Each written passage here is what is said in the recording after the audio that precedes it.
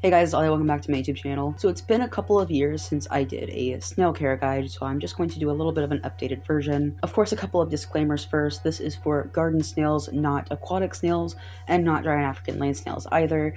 If you weren't aware, giant African land snails are illegal to keep in the US, so we only have the garden snail variety of that.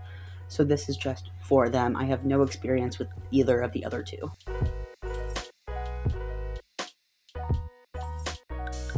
Alright, so let's start off with housing. Usually you can cohab snails. Of course, you want to check your species. There are some that are carnivorous, and you obviously don't want to have them with other snails because they'll eat them. Not only can they be carnivorous, but you also want to make sure that they have the same care requirements, so temperature and humidity and whatnot. Usually, of course, if you get them from outside like most people do, or they are at least native to your area, they can be cohabbed together since they have the same care requirements. As far as sizing goes for different species and individuals, you want to make sure that the smaller snail's shell is half or larger than the biggest snail in your enclosure, just because they can accidentally crush the smaller ones, and you obviously don't want that. You also don't want to put your enclosure in direct sunlight, so like in front of a window, for example. I know a lot of people think that they get the sun that way, but in reality they don't get any of those UV lights because it is penetrating first your window and also the glass or plastic of your enclosure, so they're not getting those UV rays anyway, and it will make your enclosure really hot and unregulatedly hot, so you don't want to accidentally cook your snails. Even if it's like as hot as it is in their natural environment, they can't dig far enough in the soil to get away from that, so just avoid in front of windows. Don't do that. As far as the size you want your enclosure, usually for larger snails such as cornuospermums, you want to keep in an enclosure that is 1 gallon per snail. Personally, I have a 12 by 12 by 12, so roughly 7.5 gallons, and I think I have roughly 5 small snails in there, and I could definitely put more in. The thing about snails is they will explore every inch of that enclosure, so bigger is better. Just because they're small doesn't mean that they need small spaces. For your enclosure, usually you're going to want more floor space, but they will utilize climbing even if they are more terrestrial. Some species are, of course, arboreal, meaning they want to climb more. In that case, of course, apply a vertical enclosure over a horizontal enclosure. Again, that just kind of depends on the species of snail you are keeping. And of course, you're going to want to put hides and things like that for them to hide in, some foliage, stuff like that. You do want to avoid anything hard because that they can fall and crack their shells. So to avoid cracks or broken shells, don't give them anything hard in their enclosure. I do have a video all about breaks in shells. If you want to check that out, I'll put it in one of these corners. At the very least, if there is something in your enclosure that you absolutely have to have for whatever reason, and it is hard, I have heard of people putting, like, gluing moss with a hot glue or something and on top of it, so that at least there's a cushion there. I still wouldn't recommend it, but do each their own. Do it at your own risk. I don't advise it, but if you're going to do it, at least do it that way. One of the best things I have found to use in snail enclosures is cork bark. If you are in the reptile community, you probably already know about cork bark, but it is pretty soft compared to most woods. It comes in different types. It comes flat, it comes in rounds, stuff like that, that really can utilize that space and make it look very unique and pretty and naturalistic as well. The other good thing about cork is that it doesn't seem to mold, at least not easily, so that is a thumbs up for a humid environment like a snail's. Other than that, you can do fake plants. I've heard of people doing live plants. There's a lot more that goes into that. You can look up bioactive things, for example, and usually the same things apply. Just make sure that the plants are edible because these snails will eat them. That is the thing. Snails are going to eat pretty much whatever you put in there if it's a real plant, so do it at your own risk again. So far, I only use fake plants. That will probably change in the future. Some people say that fake plants, they'll be encouraged to eat them, but snails rely heavily on scent and not sight, so they shouldn't have any inclination unless it, for some reason, smells like a real plant, which it shouldn't.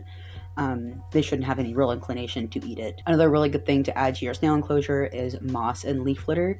Those should be real. You shouldn't get them from like a craft store or anything like that.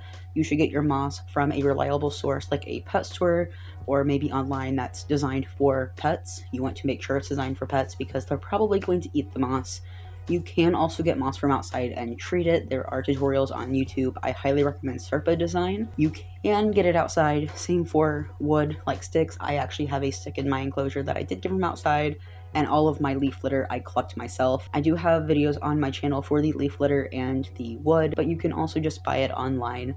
Again, I would highly recommend buying it for like reptiles that specifically targets reptiles. That way you know that it is safe for your enclosure. Another thing that I would highly recommend putting in your snail enclosure are other bugs like isopods and springtails. Isopods and springtails are going to be essentially a cleanup crew, so they are pretty essential in keeping your environment relatively clean. So springtails are going to eat a lot of fungus and mold and stuff that grows, as well as isopods. They will usually eat any like feces, they can eat mold, they can eat fungus as well. I will let you know to get a species of isopod that is not high protein driven, because they can go after your snail if they are high protein driven. Um, Even the low protein driven can still go after your snail eggs. So if you are planning on breeding, maybe skip the isopod phase of that and just get springtails. But I definitely recommend springtails. They shouldn't hurt your snail at all.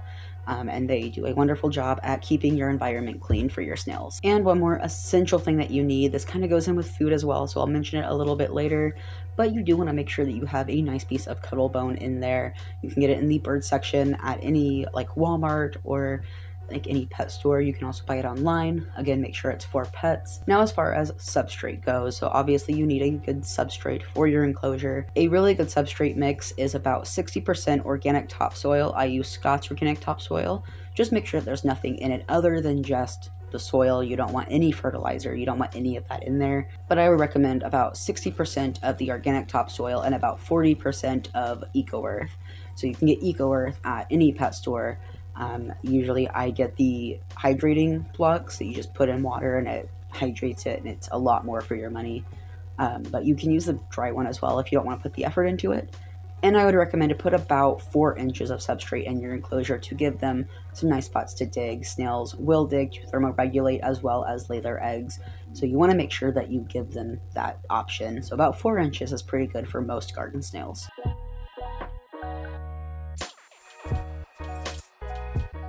Now let's move on from the actual enclosure to heating and lighting. It's pretty straightforward and simple. They don't usually need heating or lighting. Of course, again, that depends on your species. If they are native to your area, you're not going to probably need heating unless it's like in the winter maybe. But even then, probably not. You can use a heat mat, put it on the side and not where it's touching the soil if you use a heat mat, so that it doesn't heat up the substrate. Because again, they use that substrate to thermoregulate. So you're just trying to heat up the ambient temperature. I would recommend over a heat mat to use maybe a ceramic heat emitter. It will dry out your enclosure, so you are going to mist more, but it is, in my opinion, the safer option. As far as any special lightings, you can provide them UVB. You can do your own research on that. However, it's not really necessary. The only lighting that would be super important for garden snails is a simple day and night cycle, and you can do that by simply having lights on for your enclosure just to show them that it is daytime and they can get a good sleep pattern and have those naturalistic behaviors.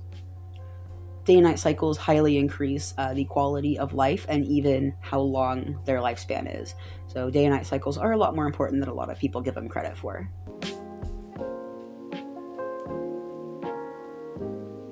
Right now, let's move on to maintenance. So maintenance is pretty straightforward and pretty simple and pretty easy as far as most animals go. So the maintenance pretty much includes misting your enclosure. You're going to want to mist once to twice a day, depending on your environment and how dry it is there, and if you're using any like ceramic heat emitter or anything, because at that point you're going to need to mist more. I personally have a mister hooked up to my snail enclosure to make sure they are on a cycle. The humidity of your enclosure relies heavily on misting. Usually humidity for most garden snails is around 60 to 80%. So again, if you can identify your species, it's even better to do your research on what they would need in the wild. You can keep track on this by getting a digital hydrometer online. I don't recommend any dials. Those are highly inaccurate. When you are misting, try to mist the glass of your enclosure. Usually that lets the snail drink from it. It's really fun to watch, but it also just provides a really, really good way for them to get water. Other than misting, maintenance is pretty much spot cleaning their enclosure, just like getting the poops, all of that sort of thing. Like if you see some poop in their enclosure, just, clean it out maybe once a week or so, depending on how dirty it gets. I have to do mine once a week just because I do have springtails and isopods in my enclosure. Once a week is also a really good schedule to turn your soil as well as check for eggs. Even if you are planning on hatching your eggs, you are going to want to remove them from your main enclosure. Even if you plan on hatching the eggs, you're not going to want to leave them in the adult enclosure. You're going to want to move them to a specific container for hatching your eggs. But once a week is a pretty good time to do this. And again, to turn the soil to freshen it up. I do not really recommend doing a full change, like really ever, for your snail enclosure. At the very most, you can do maybe a third change every few months. I know that's a bit controversial, but it can send your snail into shock. And it's also healthier for your snail to actually leave in that old substrate. To kind of explain it a little bit further, snails need their own slime and even their own feces in their substrate, sort of like a fish would need some of that bacteria in their aquarium. So it just gives them that healthy gut biome to have that around. That's just kind of how snails work. So that is as much as we as pet keepers would like to have a super fresh, super clean enclosure all the time, it simply isn't healthy for garden snails. But the only times I really recommend doing a full substrate change is if you have like an infestation of fruit flies you can't get a hold of, or you have some issue with maybe mites or something. But that's all I can really think of that would kind of justify something like a full change. If you do have an issue with fungus gnats, which most of us will, if you have an enclosure like a snail enclosure, if you do see like one in your enclosure, grab it and get it out of there as soon as possible to kind of avoid them setting up shop in your enclosure. If you do have like an infestation, you can use mosquito bits. They have the instructions like on the mosquito bits, but I would recommend that. That won't hurt your snail at all and is safe to use in your enclosure.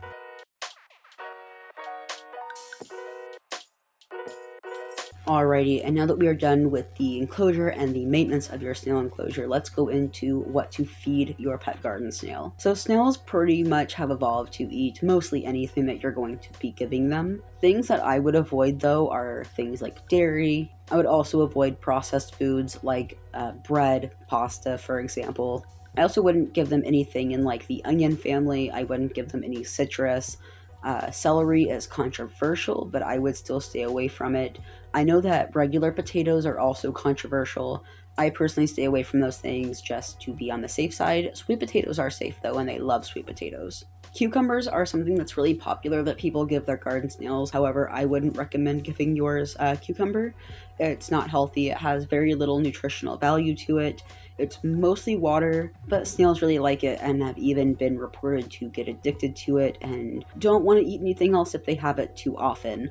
I will say that it's okay to give it to them as a very, very occasional treat, especially on hot days, to give them some extra moisture. Something else that is mostly just water and very little nutrition is iceberg lettuce. Romaine lettuce is fine, but I would avoid iceberg lettuce. And anything that you do give your snails, you are going to want to wash off really nicely. Peel if you're able to, that sort of thing, just to avoid any pesticides or herbicides. Organic is a better option. Just keep in mind that it does not mean pesticide free. There are some places now that you can find where it says pesticide free. Those are the safest option for you. Still clean them off and peel if possible very, very well, just to avoid it, because snails are pests. It like specifically targets things like snails, and of course you don't want them to ingest that. When I say wash it off, also I just mean with plain water. You obviously don't want to use any soaps. Seeds are safe as long as you soak them to soften them up. You don't want to give them super hard seeds. It just makes it a little easier to digest. Some foods that snails really like are greens like dandelion greens or turnip greens. Carrots, super popular. Sweet potatoes, really popular. They really like fruits like apples and bananas as well. So just give it a whirl and see what your snail likes. A lot of snails have preferences actually for what foods they like and what they don't like. So try to give them a pretty wide variety. It keeps them healthy as well, and it lets you learn what your snail prefers. Protein is also something that is super, super important for snails that a lot of people don't really think about. So I do have a video that is all about protein, all about percentages and stuff like that. I'll be going through it very briefly here, but if you want to learn more about the protein, again, I will put it up in whichever corner that those go in. Most garden snails are going to need about 40% protein a week. Some really good examples of protein for your garden snail are seeds like sunflower seeds, chia seeds are really good, pumpkin seeds are really great and are also a dewormer for garden snails. Another really good source of protein that my snails go crazy for is freshly culled and mushed mealworm. Understandable if you don't want to do that. That's just something that I do because I'm used to feeding things that eat bugs, but my snails go absolutely crazy over mealworms. You can also cook them some eggs. I know that sounds kind of silly, but that is a great source of protein for them. Of course, don't use any butter or cooking oils. You just want plain egg, no seasoning, maybe oregano. Actually, they can have oregano, but just plain egg, and of course let it cool, and then you can feed it to them. It's kind of fun actually if you want to make them a little omelet or something silly. Another good source of protein are snail mixes. People sell snail mixes all the time. I also sell some of the snail protein mix on my Etsy shop. If you would like to, you can also just DM me on Instagram and ask me, and we can set something up that way, just to avoid some over costs and stuff. I'll keep the prices the same, of course. That is also an option if you would like. But other people sell it too, of course, and you can also make your own. I do have a video on that as well. So if you want to make your own, I have a recipe for you for just a plain basic mix. Some people also give cat kibble. I don't really recommend this. You are definitely going to want to make sure that it is a super, super high quality of cat kibble. Make sure you check the ingredients really hard. You don't want to give them anything that might hurt them. I would personally stay away from that. I feel like it's not really worth it. But other than protein and their fruits and vegetables, you also want to make sure you're giving them a good source of calcium. So that is, again, like I mentioned earlier, cuttlefish bone is a great source of calcium. Some people also make calci cakes out of reptile calcium. I don't personally know how to do that. You're going to want to make sure to do your own research on that. My understanding is that it's plain calcium without D3 from the reptile section, and I think you mix it with water and like make it into like a little doughish thing, and you can give them that. I personally have no experience with that, but I've heard of a lot of people doing it. Some people even go the extra mile and give them bone, like deer antler. Some people also give them limestone. I don't have any experience with that, and again, it just seems a little expensive in my opinion, and cuttlefish bone is pretty cheap. You can use eggshell, like cleaned eggshell in a pinch, but I wouldn't do that long term. But if you absolutely need to, that's an option. Another thing I will say about calcium really quick is that you don't want to sprinkle it on their food. They can overdose on calcium if they cannot self-regulate. They will self-regulate their calcium. There is no need to put it on their food. If it's like a dire situation or a special case, you can do your research on that specific thing. Sometimes it can be okay to sprinkle it a little bit on some food if they're absolutely refusing to eat calcium and they really, really need it. But overall, in a healthy individual, I would not at all recommend sprinkling it on their food. They will self-regulate their own calcium. So you're going to want to replace the food that you give your snails just whenever it starts looking like it's going bad. If it's starting to look a little bit dried up or just kind of gross, or it just looks like it's maybe past its prime, just go ahead and remove it. That's usually every couple days or so. Even my protein, I usually leave in for a day or two just to make sure everyone gets a chance to eat it. But yeah, just a day or two is what I would recommend. Also, things that are kind of more wet and mushy, specifically like fruit, I wouldn't put like on the substrate. I would actually just go ahead and put that in a bowl for your snail, as well as the snail mix, of course, just so it doesn't get in your substrate and get really gross. And I think that that's pretty much it for food. Again, I have those specific like all about foods and proteins that you can go check out. I will also put all those videos in the description down below for you.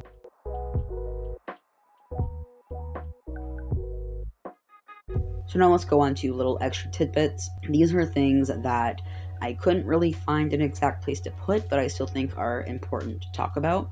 One of which are lids. If you have a top opening lid like I used to have, you're just going to want to make sure that you weigh it down with something like rocks or books or something, just to make sure that any snails can't like escape. You're also going to want to make sure, if you do have a top opening enclosure, that you take the enclosure lid up pretty slowly so that you can make sure no snails are along that lid and are going to fall. And of course, check the rim of the enclosure to make sure there's no snails kind of hanging on there that you might bump into while you're doing your maintenance. And if you do choose to have a front open enclosure, I would recommend just getting the doors that pull out.